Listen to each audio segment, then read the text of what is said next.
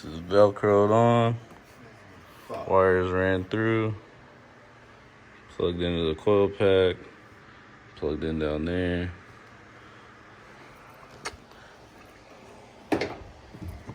Then you come through. Finish wiring. Alright, so got my button all wired up. I had to run a ground wire. And I mounted it over there where the brake pedal is mounted on the mount bracket. Right there. That's where it's grounded.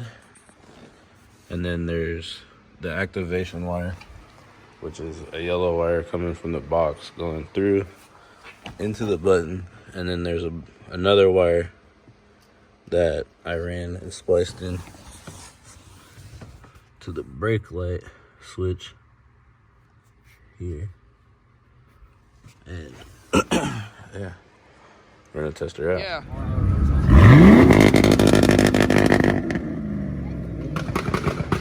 Do it again. Do it again. Yeah, do it again.